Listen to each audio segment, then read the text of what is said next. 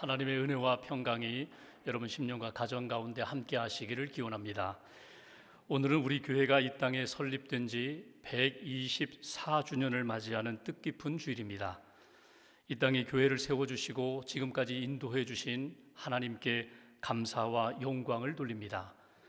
지난 124년의 역사 속에서 주의 몸된 교회를 위하여 눈물과 기도로 섬기신 모든 분들의 헌신을 기억하고 다음 세대를 믿음으로 잘 양육하여 복음으로 세상을 변화시키는 선교적 사명을 감당하는 교회가 되기를 소망합니다. 12세기 영성가인 베르나르가 지은 하나님을 사랑하는 것에 관하여라는 책이 있습니다. 이 책에서 베르나르는 하나님 앞에 찬양하고 예배하고 주의 일을 감당하는 사람들을 세 종류로 분류하여 설명했습니다. 첫 번째 유형의 사람은 노예가 있다는 것입니다. 노예는 자유가 없습니다. 평안이 없습니다. 주인을 생각하면서 늘 두려움 가운데 살아가는 사람들, 하나님 앞에 찬양도 하고 하나님을 위하여 섬기기도 하는데 늘 하나님을 두려워하면서 평안과 자유가 없이 그렇게 신앙생활하는 사람들이 있다는 것입니다. 두 번째 부류의 사람은 장사꾼이 있습니다. 이들은 하나님으로부터 무언가 받았기 때문에 찬양을 하고 감사를 하고 또 하나님으로부터 무엇인가 받을 이익이 있기 때문에 섬기고 봉사하는 사람들, 하나님을 사랑하기보다는 탐욕에 묶여있는 그런 신앙인들이 있다는 것입니다. 세 번째 유형의 사람은 자녀들입니다. 이 사람들은 두려움이나 탐욕이 아니라 하나님의 사랑 가운데 살아가는 사람들, 하나님의 사랑을 늘 느끼고 하나님의 사랑을 체험하면서 하나님을 뜨겁게 사랑하며 헌신하는 사람들, 예배를 드릴 때에도, 기도를 할 때에도, 찬양을 할 때에도, 섬길 때에도 언제나 하나님의 사랑 안에서 감당하는 사람들. 노예는 하나님을 사랑하지 않고 장사꾼은 하나님보다 다른 것들을 더 사랑하지만 자녀는 언제 어디서나 하나님의 사랑을 느끼며 살아가는 사람들. 여러분은 하나님 앞에서 누구라고 생각하십니까? 여러분은 계속 하나님을 두려워하는 노예로 살고 있지는 않습니까? 하나님과 계속 거래하면서 무엇인가 얻으려고 하는 탐욕에 묶여있는 장사꾼은 아닙니까? 아니면 하나님의 사랑을 느끼면서 내 모든 것을 다 드려 하나님을 뜨겁게 사랑하고 그 사랑 안에 만족하며 평안을 누리는 하나님의 자녀로 살고 있습니까? 여러분이 하나님의 자녀가 되었다면 여러분은 하나님의 인도하심을 오늘도 경험하며 그 인도하심 따라 살고 있습니까? 오늘 본문에서 하나님의 자녀들, 하나님의 백성들을 하나님은 어떻게 인도하시는가, 하나님은 어떻게 사랑하시는가, 그 말씀을 통하여 우리가 신앙적 교훈을 얻을 수가 있습니다. 말씀의 배경은 이스라엘 백성들이 애굽에서 나오는 상황입니다. 애굽의 왕이 허락하지 않으니까 하나님이 10가지 재앙을 내리셨습니다. 그리고 마지막 10번째 재앙, 애굽의 모든 처음 난 것들을 죽이는 장자 죽음의 재앙을 받게 됩니다. 그때에 유월절 어린 양의 피를 문설주에 바른 믿음의 가정은 유월절 하나님이 구원해 주셨습니다. 죽음의 사자가 넘어갔습니다. 그 사건으로 인하여 애굽 왕이 이스라엘 백성들을 나가라고 합니다. 이제 이스라엘 백성들이 애굽을 떠나 광야를 지나 가나안 땅으로 가는 것입니다. 그런데 이스라엘 백성들이 애굽에서 나와 하나님의 인도함을 받고 가게 되는데 하나님이 이스라엘 백성들을 인도하시는 그 길은 어떤 길인가? 왜 하나님은 그 길로 인도하셨을까? 하나님은 그 구원의 여정 가운데 어떻게 훈련시키셨고 사랑하셨는가? 이것이 오늘 본문을 통하여 우리가 얻을 수 있는 신앙적 교훈입니다. 먼저 오늘 본문 17절 말씀을 보겠습니다. 17절 한 절을 같이 봉독합니다. 바로가 백성을 보낸 후에 블레셋 사람의 땅의 길은 가까울지라도 하나님이 그들을 그 길로 인도하지 아니하셨으니 이는 하나님이 말씀하시기를 이 백성이 전쟁을 하게 되면 마음을 돌이켜 애굽으로 돌아갈까 하셨습니다. 제가 18절 앞부분 봉독합니다. 그러므로 하나님이 홍해의 광야길로 돌려 백성을 인도하심에, 여기 17절 18절 말씀에 보면은 두 길이 등장하는 것을 보게 됩니다. 하나는 17절에 블레셋 사람의 땅의 길이요, 또 하나는 18절에 나오는 홍해의 광야길입니다. 당시 애굽에서 가나안 땅으로 가는 길은 몇 가지 노선이 있었습니다. 첫 번째로 블레셋 사람의 땅의 길이 있습니다. 이것은 지중해 해변길, 해안길입니다. 가장 가깝고 빠른 길, 쉬운 길입니다. 지름길입니다. 그런데 이 해안길은 너무나 중요하기 때문에, 군사적으로 또 상업적으로, 무역으로 중요하기 때문에 늘 준비해 놓고 닦아 놓는 길입니다. 반면에 이 길에는 블레셋 지경을 통과해야 합니다. 빠르면 4, 5일, 길어도 일주일 정도면 애굽에서 가나안까지 갈 수 있는 길입니다. 또 하나의 길이 있습니다. 수르길입니다. 지중해 해변보다는 좀 돌아가는 길이지만 블레셋을 피할 수 있는 길입니다. 수르 광야 중심부를 통과하여 가나안 땅에 들어가는 길, 이것이 수르길입니다. 세 번째 길이 있습니다. 오늘 하나님이 인도하신 홍해의 광야길입니다. 이 길은 해안길의 반대편인 남쪽으로 내려가는 길입니다. 반드시 홍해를 만나야 하는 길입니다. 돌아가는 먼 길입니다. 그리고 황량한 광야를 지나야 하는 길입니다. 하나님께서 오늘 이 세 번째 길로 하나님 이스라엘 백성들을 인도하셨다는 것입니다. 당시에 무역하는 사람들이나 여행하는 사람들이 해변길이나 수르길을 통해서 가나안 땅에 가지만 결코 이 홍해 광야길로는 가지 않는 그 길을 하나님은 이스라엘 백성들을 인도하여 그 길로 끌어내셨다는 것입니다. 왜 하나님이 홍해의 광야길로 이스라엘 백성들을 인도하셨을까? 오늘 본문 17절에 있는 것처럼 이스라엘 백성들이 해변길로 가다가 블레셋과 만나 전쟁을 하게 되고 죽을까 봐, 그들의 마음이 돌아서서 애굽으로 다시금 돌아갈까 봐 하나님이 이 길로 인도하셨다. 여기서 좀 이상하지 않습니까? 만약에 블레셋과의 전쟁을 피하고자 하셨다면 굳이 그렇게 아래로 내려가서 홍해 광야길로 인도하셔야 했는가? 수르길도 있는데, 조금 돌아가는 길이긴 하지만 안전한 그 길로 인도할 수도 있는데 왜 하나님이 홍해의 광야길로 인도하셨을까? 여기에는 분명한 하나님의 뜻과 의도가 있습니다. 이스라엘 백성이 애굽에서 가나안까지 가는 과정 가운데 반드시 홍해의 사건을 만나게 하기 위하여, 광야의 훈련 과정을 거치게 하기 위하여 하나님이 홍해의 광야길로 인도하셨다는 것입니다. 홍해를 건너면서 다시는 애굽으로 돌아가지 못하도록 광야의 과정을 거치면서 하나님의 백성답게 성장하고 성숙하도록 하나님의 백성으로 준비되어서 가나안 땅에 들어가도록 하나님이 홍해의 광야길을 선택하셨다는 것입니다. 분명히 홍해의 광야길은 멀고도 험한 길이지만 하나님의 은혜도 있고 하나님의 능력도 있고 하나님의 기적을 체험할 수 있는 길, 그 길로 하나님이 이스라엘 백성들을 이끄셨다. 여기서 우리에게 주시는 첫 번째 메시지가 있습니다. 이스라엘 백성들에게 오늘 우리들에게 주시는 하나님의 마음, 첫 번째로 애굽으로 돌아가지 말라. 애굽에서 나온 백성, 출애굽의 은혜를 받고 구원받은 백성은 다시금 옛 생활로 구원받기 전의 모습으로 돌아가서는 안 된다. 이것이 하나님이 이스라엘 백성들 그리고 저와 여러분들에게 주시는 하나님의 메시지입니다. 애굽에서 나오는 것은 여러분 쉽게 생각하면 아주 쉬운 일이에요. 몸만 나오면 되잖아. 그냥 자유를 얻으면 되잖아. 정치적으로나 물리적으로나 지정학적으로 애굽만 떠나면 되는 것 아닌가? 그런데 신앙적으로 보면 그렇게 간단한 문제가 아닙니다. 애굽에서 나오는 것만이 아니라 영적으로도 애굽에서 나와야 합니다. 문화적으로도 심리적으로도, 그리고 애굽에서 태어나 지금까지 자라온 애굽의 생활 습관으로부터도 이제 떠나야 하는 진정한 출애굽의 신앙이 되어야 한다는 것입니다. 이스라엘 백성들의 40년 광야 여정을 보십시오. 그들이 조금만 어려우면 하나님을 원망하고 불평했습니다. 그러면서 꼭 했던 이야기가 있어요. 애굽에 있을 때에는 우리가 참 좋았는데, 애굽에서 종살이 할 때에 힘들었던 그 생각은 다 잊어버리고 애굽에 있을 때 고깃가마 곁에서 고기 국물 먹었는데, 부추 먹었는데, 수박도 먹었는데, 그 애굽에서의 생활, 그 향수를 그리워하며 애굽을 그리워하고 애굽으로 돌아가고자 했던 그 이스라엘 백성들의 연약함을 보게 됩니다. 그 옛날 이스라엘 백성들만의 모습이 아니라 오늘 저와 여러분들의 모습도 다르지 않다는 것입니다.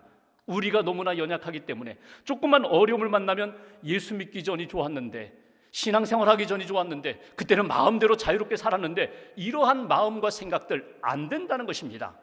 하나님께서 홍해바다를 건너면서 이스라엘 백성들이 다시금 애굽으로 돌아가는 것, 회귀하는 것을 완전히 차단하시면서 너희들은 구원받은 백성이라는 것을 잊어버리지 말아라. 내가 너희를 애굽 땅 종살이하던 너희를 구원했다는 것을 잊어버리지 말아라.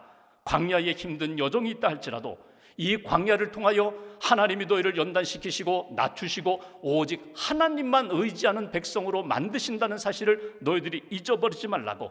그래서 애굽으로 돌아가는 것은 안 된다, 과거로 돌아가는 것은 안 된다, 애굽 그 과거에 너희의 죄악된 모든 생활, 아픔의 상처 가운데 신음하던 그 생활로 돌아가서는 안 된다고 하시는 하나님의 음성을 우리가 귀 기울여 들어야 한다는 것입니다. 사도행전 7장을 보면은 스데반의 설교가 나옵니다. 이 설교 때문에 스데반이 돌에 맞아 순교하지만 이 설교 가운데 하나님의 백성들이 어떻게 살아야 되는가, 구약의 이스라엘 백성들이 40년 광야 여정을 지냈던 그 일을 기억하며 스데반은 이렇게 표현합니다. 광야 교회다.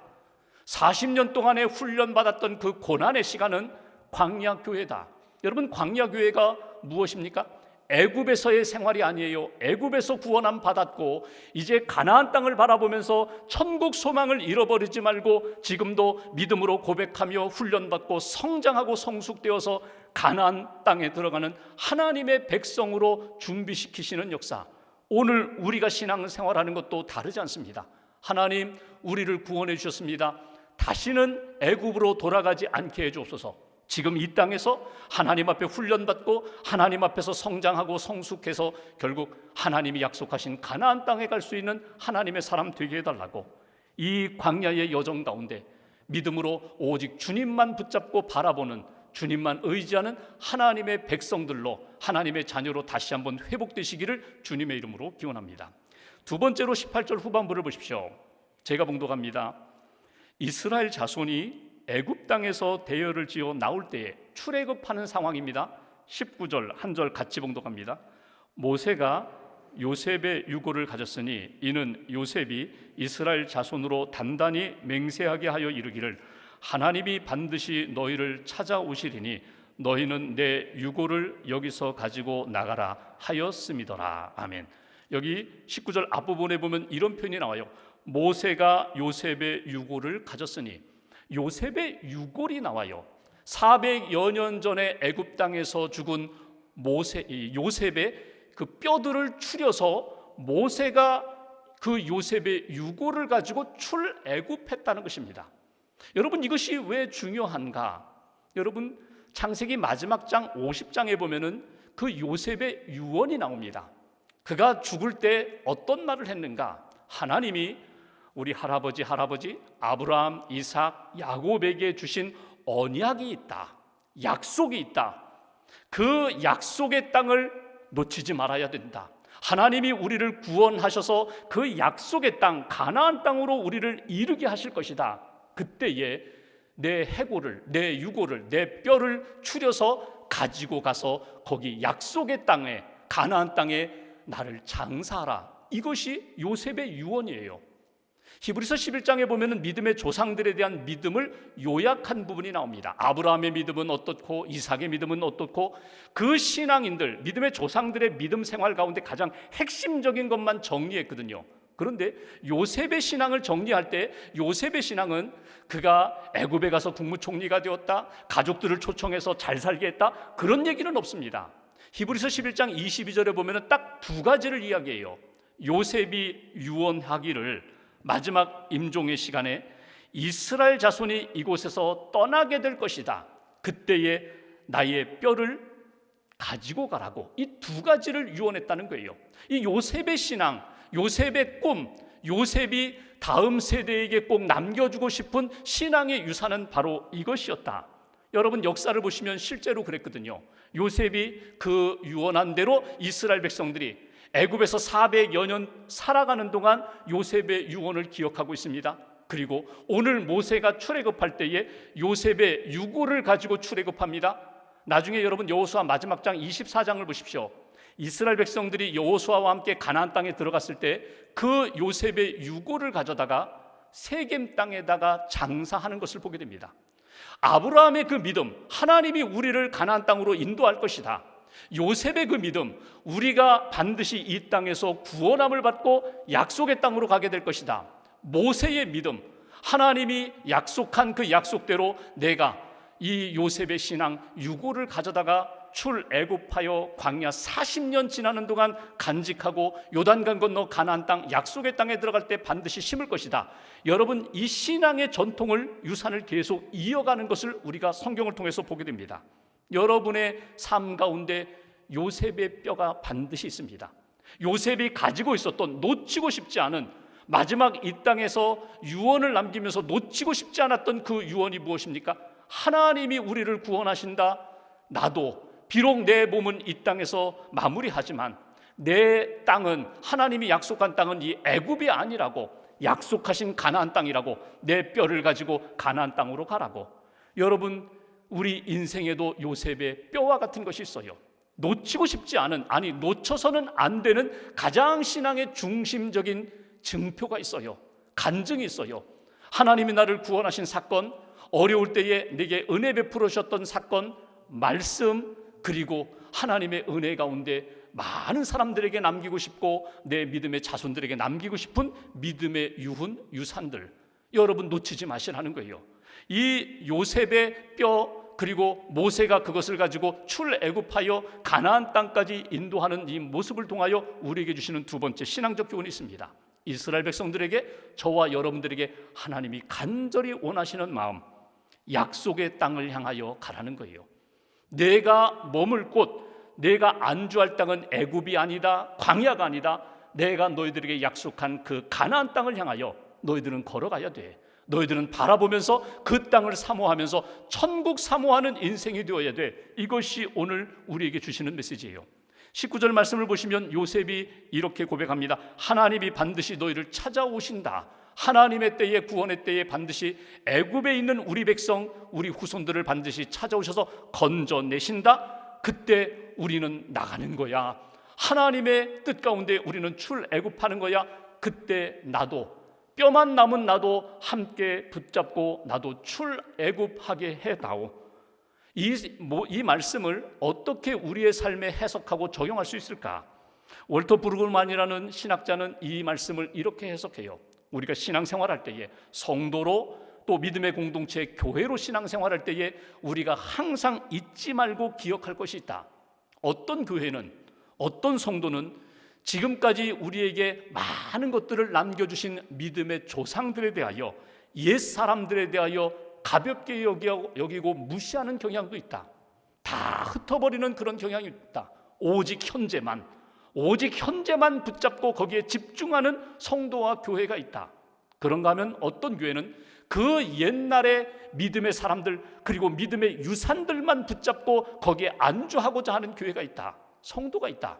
그런데 하나님이 오늘 이 말씀을 통하여 우리에게 주시는 가장 중요한 메시지가 있다면, 과거와 미래가 함께하는 공동체, 과거의 신앙의 유산을 잃어버리지 않고 미래에 하나님이 주신 약속, 그 천국에 대한 분명한 소망을 간직하며 언약 공동체로서 오늘 내게 주신 하나님의 뜻을 이루며 믿음으로 살아가는 그런 성도, 그런 교회가 하나님이 기뻐하시는 교회라고.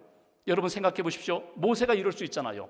야, 요셉이 죽은 지가 몇 년이 흘렀는데, 400여 년이 흘렀는데 모세의 유골 필요 없어. 시작은, 역사는 나로부터 시작되는 거야. 출애굽의 역사로 우리 민족이 다시금 시작하는 거야. 모세로부터 시작하는 거야. 이럴 수 있잖아요. 모세가 그렇게 하지 않았다는 거예요. 400여 년 전에 믿음의 유언을 남기고 믿음의 유산을 남긴 그 요셉의 유고를 가지고 신앙의 계승과 신앙의 역사성을 간직하는 동시에 우리가 가야 할 곳은 가나안 땅, 약속의 땅이야. 과거와 미래를 함께 붙잡고 걸어갔던 그 모세의 신앙을 놓치지 말라고. 여러분, 가정과 우리 교회와 우리 개인의 신앙을 다시 한번 점검해 보아야 합니다. 여러분, 내가 갑자기 구원받은 것 아니에요. 나를 위하여 기도한 분도 있고, 나에게 복음을 전해주신 분도 있고, 내가 지금까지 이렇게 하나님 앞에 믿음으로 살도록 많은 분들의 기도와 사랑이 있다는 것을 여러분 놓치지 마세요. 믿음의 선조, 믿음의 선배분들이 나를 위하여 땀 흘리며 눈물 흘리며 기도해 주신 그 헌신, 사랑 잊지 말아야 한다는 거예요. 동시에 다음 세대를 믿음으로 양육하면서 우리가 가야 할 땅 천국을 바라보면서, 미래를 바라보면서 준비하며 하나님이 기뻐하시는 믿음으로 나아가는 그런 인생이 되어야 한다. 강영호 박사님이 쓰신 마지막 책이 내 눈에는 희망만 보였다는 책입니다. 그 책에 보면 이런 글귀가 있습니다. 한평생 주님만 보고 걸었습니다. 나를 보면 어두움인데 주님을 보면 빛이었습니다. 그래서 저는 늘 주님만 바라보았습니다. 여러분들도 빛의 길에 들어서기를 소망합니다. 나를 보고 세상을 바라보고 과거만 바라보면 어둠인데 주님만 바라보면 밝은 미래로 빛으로 나아갈 수 있었다는 것입니다. 오늘 이스라엘 백성들, 오늘 요셉의 유고를 가슴에 품고 하나님이 약속하신 그 땅을 향하여 걸어갔던 것처럼 우리의 신앙생활이 과거에만 매이지 않고 현재에만 붙들리지 않고 하나님이 약속하신 그 미래를 향하여 하나님이 지금까지 주신 은혜를 붙잡고 나아갈 수 있는 저와 여러분들의 삶이 되시기를 주님의 이름으로 기원합니다. 마지막 21절 22절 말씀 봅니다. 21절 22절 두 절 같이 봉독합니다. 여호와께서 그들 앞에서 가시며 낮에는 구름 기둥으로 그들의 길을 인도하시고 밤에는 불 기둥을 그들에게 비추사 낮이나 밤이나 진행하게 하시니 낮에는 구름 기둥 밤에는 불 기둥이 백성 앞에서 떠나지 아니하니라. 아멘. 여기 보시면 21절 여호와께서 그들 앞에서 가시며, 하나님, 영적인 하나님, 눈에 보이지 않는 하나님이 목자가 되셔서 이스라엘 백성, 출애굽한 이스라엘 백성들 앞에 가셨다는 거예요. 눈에 보이지 않는 하나님이 내가 너희들과 함께한다, 내가 너희들을 지켜준다, 내가 너희들을 보호한다, 내가 너희를 이끌어간다, 이것을 눈에 볼 수 있도록 보여주시는 상징물이 있는데 그것이 구름기둥 불기둥이라는 거예요. 여러분, 구름기둥 불기둥 보십시오. 이스라엘 백성이 출애굽하는 그 순간부터 광야 40년 동안 한순간도 하루도 떠나지 않았던 하나님의 임재하심의 상징입니다. 뜨거운 태양볕을 이렇게 가려주시고 낮에는 구름기둥으로 보호하시고 밤에는 추위 가운데 따뜻하도록 불기둥으로 그들을 보호하셨던 하나님의 임재하심, 보호하심의 역사. 그리고 무엇보다 중요한 것은 하나님의 그 구름기둥 불기둥으로 이스라엘 백성들을 인도해 나가셨다는 거예요. 진행해 나가셨다는 것입니다. 여러분, 구름기둥 불기둥이 뭘까요? 성경학자들이 여러 가지로 해석하는데, 여러분, 구름기둥 따로 있고 불기둥 따로 있는 두 개의 기둥이 아닙니다. 이것은 하나의 기둥입니다. 하나의 기둥이 낮에는 구름기둥으로 보였고 밤에는 하나님이 빛을 비춰주시고 열을 주셔서 이 불기둥으로 보였다는 거예요. 이 구름기둥 불기둥으로 이스라엘 백성들이 인도함을 받았다. 오늘 우리에게 주시는 메시지가 있어요. 너희들도 하나님이 인도하시는데 주의 인도하심을 받고 살아야지. 하나님의 인도하심 가운데, 주의 인도하심 가운데 사는 인생이 되라. 이것이 오늘 우리에게 주시는 메시지예요. 여러분, 오늘의 구름기둥 불기둥이 뭘까요? 하나님의 말씀과 성령의 역사가 오늘 우리와 함께 하시고 우리를 인도하시는 하나님의 구름기둥 불기둥이에요. 말씀과 성령 떠나지 말아야 된다. 사도 바울이 로마서 8장 14절에 이런 고백을 합니다. 무릇 하나님의 영으로 인도함을 받는 사람은 곧 하나님의 아들이라. 하나님의 자녀는 누군가? 하나님의 영을 받은 사람, 예수 믿고 구원받은 자에게 성령을 주시는데 성령의 인도함을 받는 사람, 성령님이 내 안에 오셔서 나를 다스리십니다. 내 생각과 감정과 의지를 다스리십니다. 생각나게 해주십니다. 하나님의 뜻을 생각나게 해주십니다. 하나님의 말씀이 들려올 때 아멘으로 고백하게 하십니다. 말씀을 믿게 하십니다. 말씀에 순종하게 하십니다. 말씀의 능력을 체험케 하시는 성령님이 너희 안에 계시는데, 성령님의 인도하심을 따라 살아가는 자들이 하나님의 아들, 하나님의 자녀, 하나님의 백성이 된다는 거예요. 오늘 우리에게 역사하시는 말씀과 성령 충만한 삶, 그것이 하나님이 기뻐하시는 성도. 여러분, 하나님이 기뻐하시는 교회는 어떤 교회일까요? 주님이 주인 되시는 교회. 모든 이 땅의 교회는 주님의 교회입니다.